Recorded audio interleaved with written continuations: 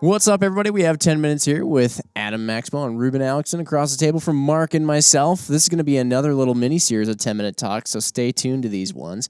And the theme amongst all these is traveling with the things we know and love, our firearms and ammunition. First one that we wanted to dive into right away, and I guess I'm speaking perhaps out of turn because later on when the editing comes in, I don't know, I'm just... Well, I guess this one's just going to come out first now. But anyway, Number one. flying with firearms and ammunition. This is kind of a weird one to even think about for some people. I know some people do it all the time. I know Ruben and Adam, you guys do it fairly frequently. Mark, you've done it. I've done it. Mm-hmm. And yeah, it feels weird to do. At first. Well, people even ask the question, you can do that? Yeah, exactly. I think more of a statement. That's the thing is once you've done it a couple times, you realize, just is what it is. But the first time you do it, and I remember being in the airport with Eric after having done it a few times myself, and Eric, our dear friend, had never done it before, and it was one of the most, I've never seen him sweat so much than I did when I saw him walk into the airport with a closed, safe firearm in a Pelican case. So explain what the deal is with flying with firearms and ammunition. Well, I had the same experience, right? The first few times I did it, the first several times I did it, I mean, I was nervous. I was wound tight. Mm-hmm. Super fidgety and all that stuff, ready to just get taken into the dark room with the light and get interrogated and all that stuff. Setting off all their profiling red flags. Makes you look worse. Well, I think one thing that probably sets the stage for all of the horror stories we hear is that most people, I'm going to go out on a limb here, aside from Millelli, most people that fly with guns are going hunting.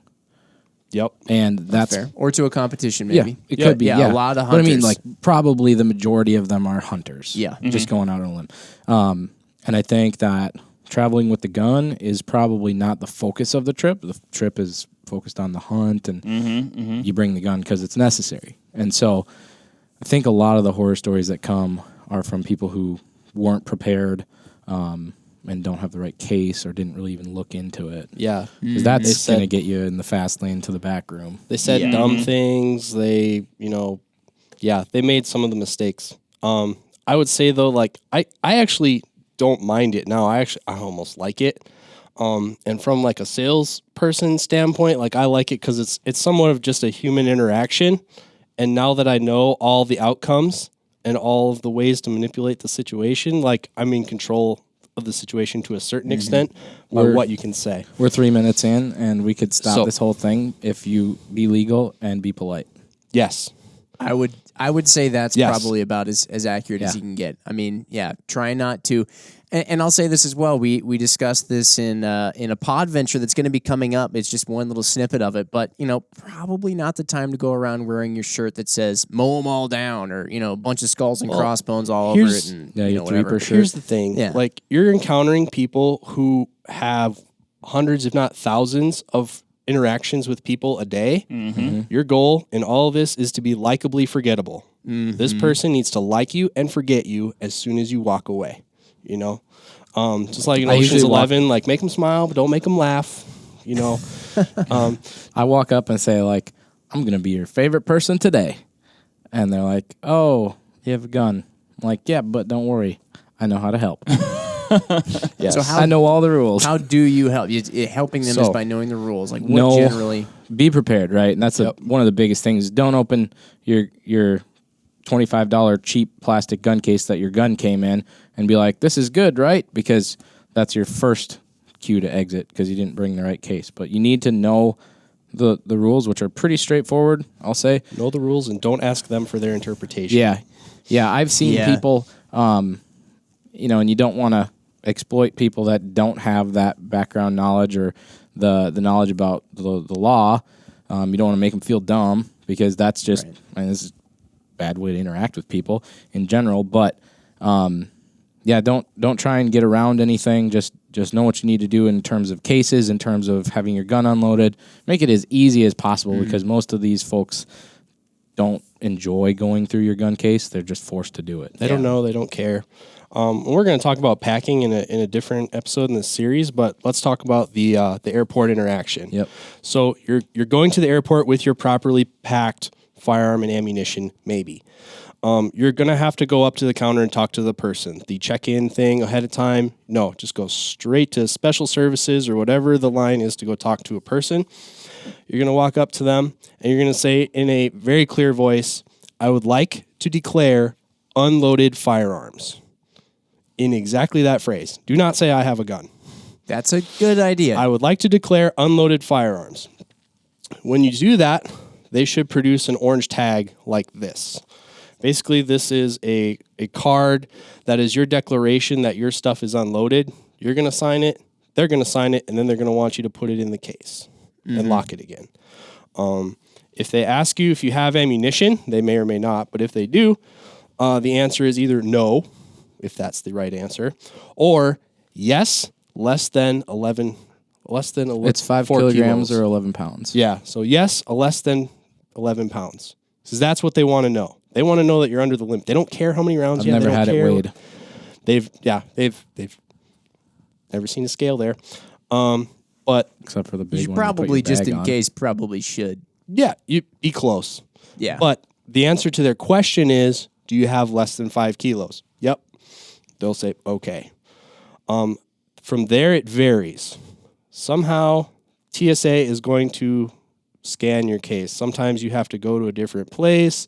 Sometimes they say, wait over by the clock, and we'll, if we don't call you in 20 minutes, you're good. Some will just take you straight back to some area. Usually, especially if you're traveling with rifles, because they have thick, dense steel in the barrels, their x-ray machine can't get through it. It looks like a void in the case, so they want to open it up. So invariably, if we're traveling with rifles, they make us open the case. Don't get defensive when this part comes to. Yeah. This is you're choosing to fly with guns. There's going to be certain things that happen during this process that shouldn't cause you to be like, well, it's America, I shouldn't have to show you my gun. Well, you chose to fly with a firearm. These are the things that these people are required to do in their job. Yep. So if they say, hey, can you come back and open this up? Say, if you don't want to give them your keys, you don't want to give them your combo, just ask, hey, can I open it and relock it? Because I signed that orange card, and I can't be sure that everything is as it was unless I'm the one locking it back up. Because that's what the person at the front check-in counter has you do. They give you the card, you sign it, you're the last person to touch it, and you're the last person to touch your latches and your locks.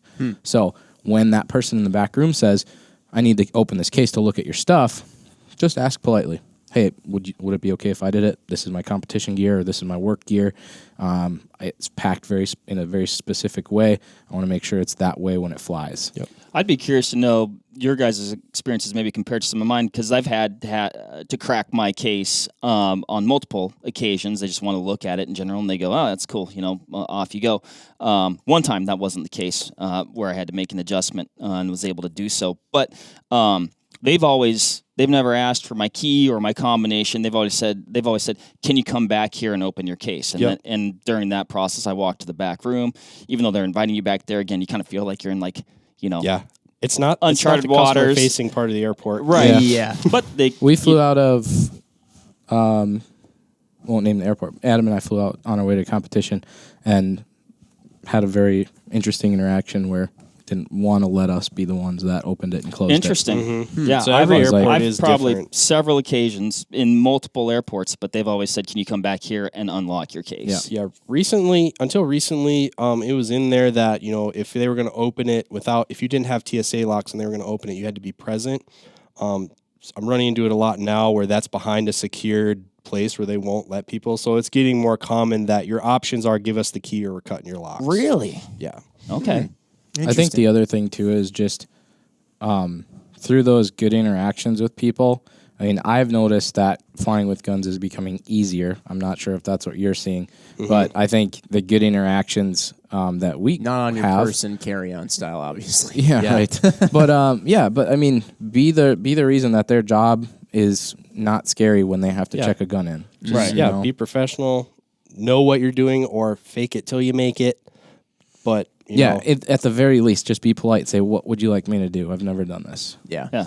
Yeah, and listen to the questions they ask you, which I can confirm is the reason why Eric wound up getting a borderline in trouble. I can see Eric like just taking his shirt off, taking his pants off, not knowing like, what do you want me to? He was very nervous, and he got asked a good? series of questions where the correct answer to the question was yes, and finally they hit him with a question where the answer should have been no, and he accidentally just kept saying yes. And then the person behind the counter... Yes, I mean no. The person behind the counter all of a sudden looked extraordinarily nervous. A couple of guys came out. Eric, yeah, anyway. Oh, man. But definitely we listen love to you. all of their questions carefully, and like you said, be polite. Yeah. And if you don't know the answer, politely... Choose your words. Speak clearly. Speak concisely. Those people are listening for certain things. Yeah. So tell them exactly what they need to know. Know the answer to their question, you know, because like the answer, do you have any ammunition? They want to know that you have less than the required amount. It's interesting because I didn't even actually know. For whatever reason, I'd heard from people before. It's like flying with ammunition is just nope, can't do it at all. And people That's be not like, you're just correct. going to have to buy it when you get there. We can get into that in we can do that in Yeah. another one. All right. Sounds good. it's fun. Stay tuned. More of these 10-minute talks on traveling with firearms and ammunition. Thanks, everybody. Let us know what you think thus far. Catch you next time. Bye. Bye. Bye.